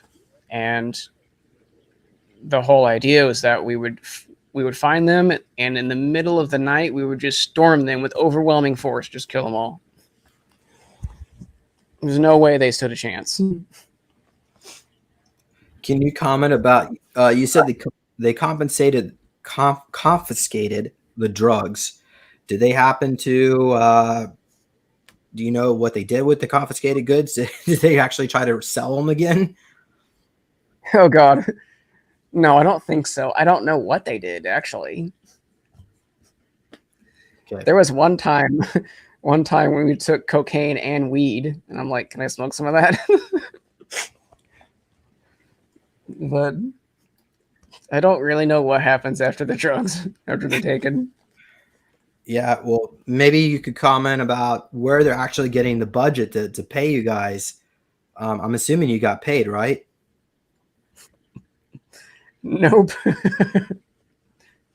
Well, I mean, this tech that you're wearing, I mean, this thing looks like it's probably maybe $20 million, and you know, considering they've got an automated facility to build this stuff, so they're spending millions. On you. Yeah, I remember being blown away by that armor. I remember wearing that first day on the job. I wore that thing. I looked down at my body and I saw it was going invisible. I'm like, "Oh, this is cool." But no, we were never paid. The whole idea was that after my 9 years in service in the Marines and after my first year in Hammerhead, they're supposed to pay me a total of over $5,273,000. And they never did. Well, what was their reasoning behind not paying you? Well, on the day I was supposed to get paid, just the moment right before they're supposed to pay us all, this little short guy came in this room we were all at. He's wearing a suit. He's acting like he owned the place, and he was threatening the commander of Wraith. The commander of Wraith is a lone general who probably just has way too much power, to be honest. He was threatening him, and he was saying, "Well, if you pay your boys, then what's going to happen is there's going to be a paper trail that guys on the inside are going to know about. They're going to see it, and it can be traced back to you guys. And what I'm going to do is I'm going to expose this whole group to the rest of the military if you do." And he was threatening the commander with this. Okay, so the way they can get around that is they could give you a block of gold or a chest full of diamonds. And I would like some kind of payment. maybe it was all a lie to begin with. Not your experiences, but them paying you. I've heard about other people saying that. I genuinely believe that the plan was to pay us, but this other guy sabotaged it. But at the same time, sometimes I think maybe they were just lying. For us, at least what I've been through, the first 20 years was voluntary, but after that, we were supposed to get $44,000 a year, but never paid. So whatever. Also, so after the guy got done threatening the commander, the commander looked kind of helpless, and he's like, "Well, guys," he waited until the other guy left the room, and he said, "Well, guys, what I'm going to do for now is just not pay you for now, but I'm going to keep your money in your accounts.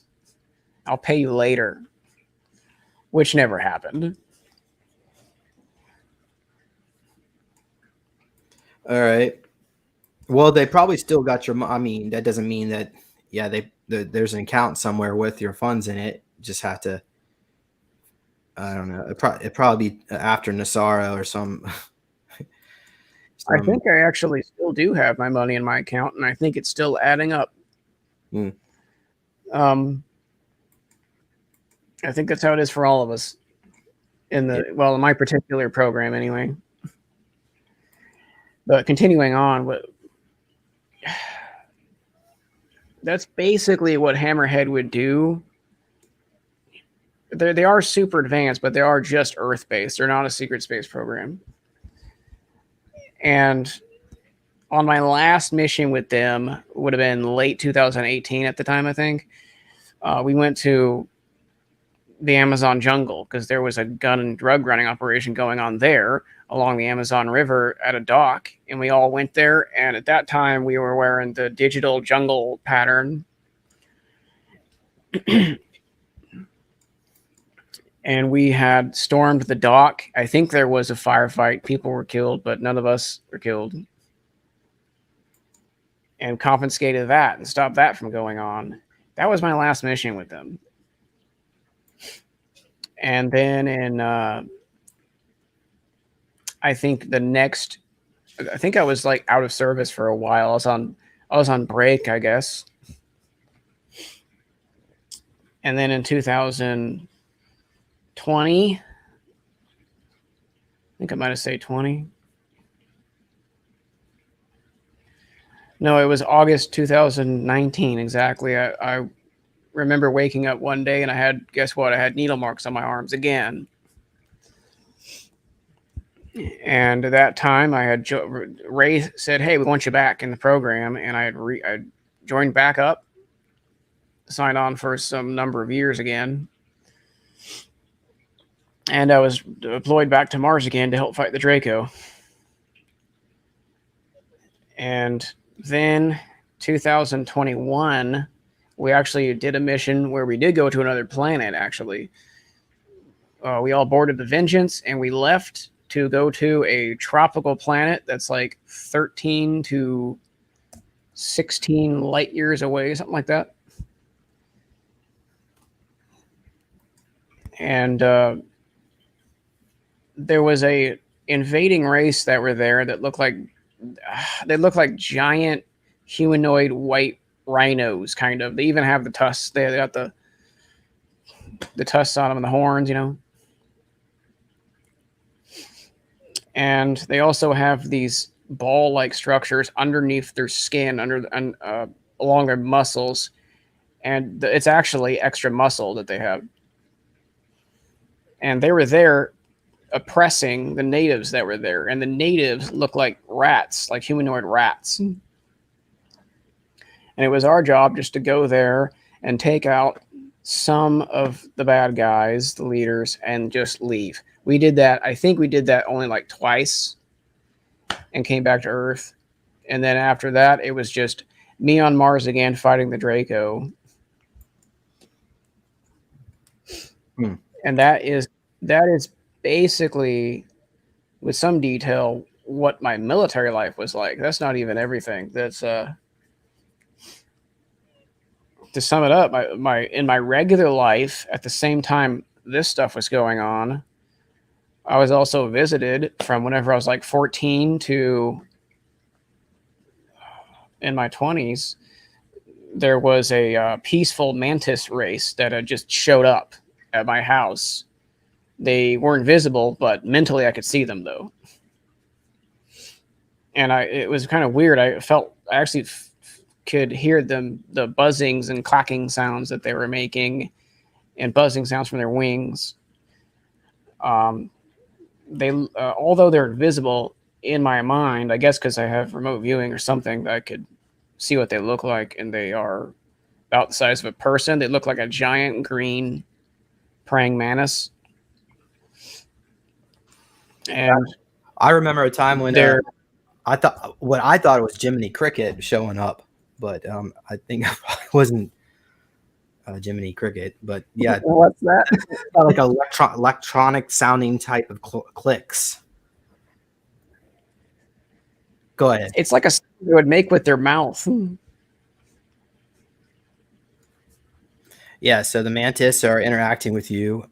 Do you have any ideas what they want from you?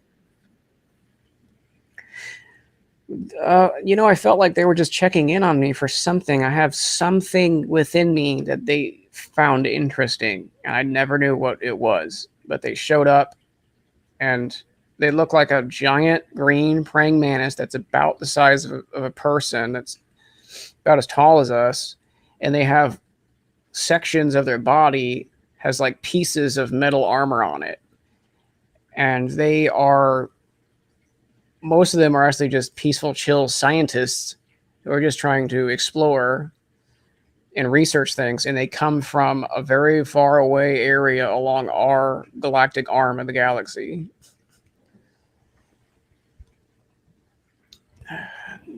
But then sometime in my earlier 20s, they just like stopped showing up.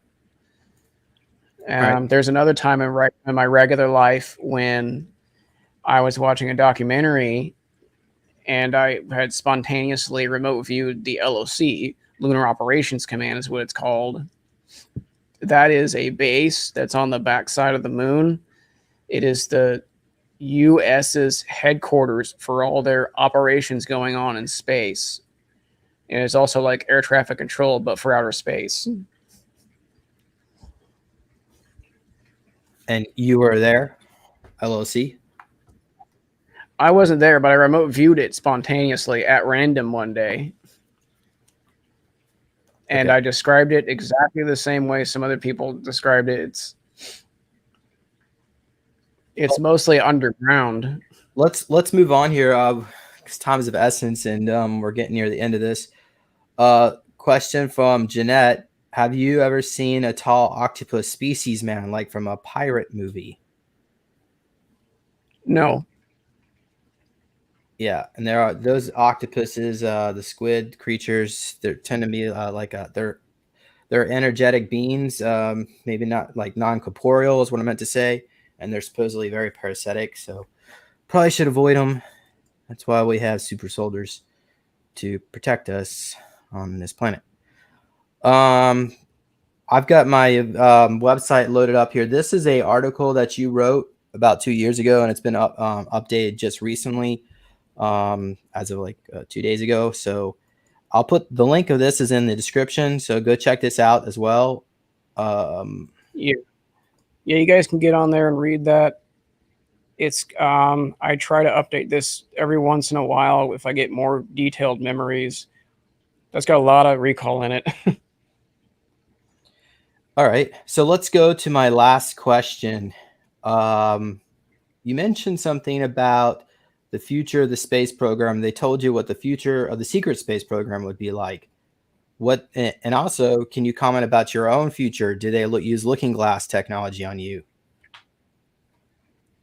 So what's going to happen in the future? What do you think, Bruce? Well, as the commander of the Vengeance was pacing back and forth and giving us a briefing, one of the last things he touched on was the future of the secret space program as a whole. He says that humanity is going to conquer the Draco and kick us out, or kick them out of some sections of our space, which is already going on right now. And he says humanity is going to expand out in the galaxy, and we're going to become, he said something like, we're going to join our brothers and sisters out there in friendship, meaning other races. So humanity is going to, it's like after this happens, humanity is going to have a leap in development and spread out across the galaxy faster than you would think. Wow. Yeah, that certainly seems to line up. And this sector, the galaxy, I mean, this system used to have technology in place by the Guardians who set up technology. I think it was on the moon of Tiamat, but the engineers at Tiamat were trying to hijack the Guardian technology. So this technology prevented other beings from coming into this sector to do genetic experiments, sort of like basically what's been going on since the Tiamat was destroyed. Which I think was I was told something. 2 billion years ago. Well, I was told something similar. Yes. I was told that there was a race that was inside the solar system, an ancient builder race, kind of, that are from. It's called Tiamat, which is a super Earth that is in between. It was in between Mars and Jupiter, and these beings, these people that were living on Tiamat, they became super advanced, but their AI had turned on them, and their planet exploded, and it is now what's called the asteroid belt. And now these ancient builder race that we have found, we don't know where they went to, but their ruins are all over the solar system and beyond, all over the place in our local star cluster of like 52 some stars. Well, did you ever witness any of their artifacts or ruins, either on Mars or Phobos, or I don't know if you've been on Phobos, but at least off world? Now, I never seen their remnants, but I've seen pictures of them. They're very high tech. They're very, it's like a glossy metal, very reflective. And they almost look like they're I don't know what this ancient builder race looks like, but they must have been tall, because it looks like their chairs are like 40 foot tall. And these beings were like 100 feet tall. But no, we can't find them anywhere. These people living anywhere, but we find their ruins all over galaxy. All right.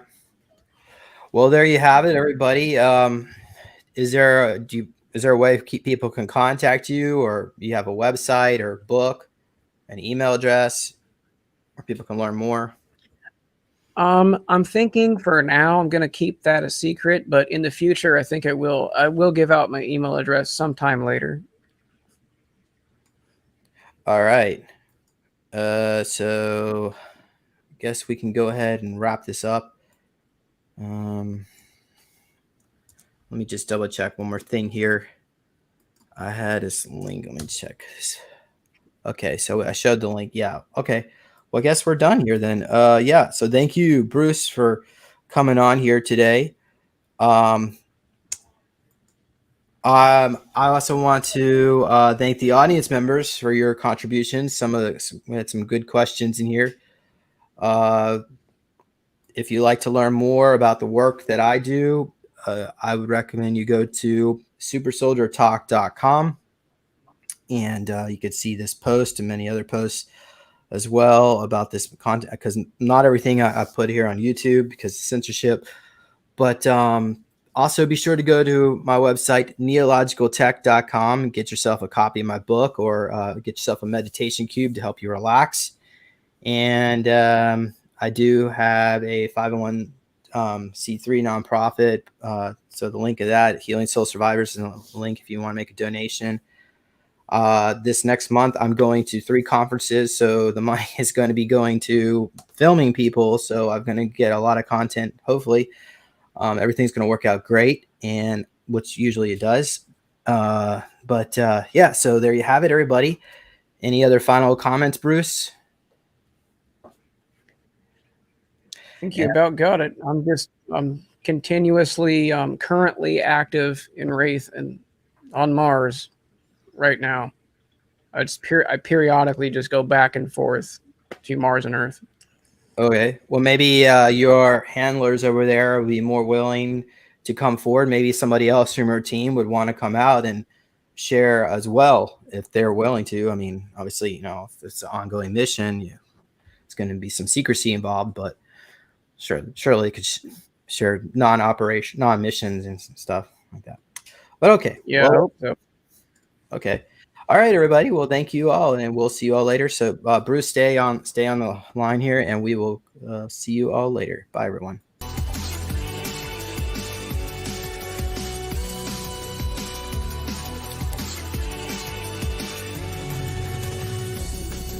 Please consider supporting Super Soldier Talk by purchasing your own Neo Meditation device. Your Neo Meditation device will help you reduce stress, integrate trauma, enhance intuition, enhance clairvoyance, and enhance creativity. Get yours now at www.neologicaltech.com.